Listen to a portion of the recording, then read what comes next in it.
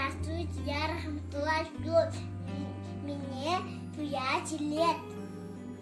Я учусь в новом классе. Город Ош.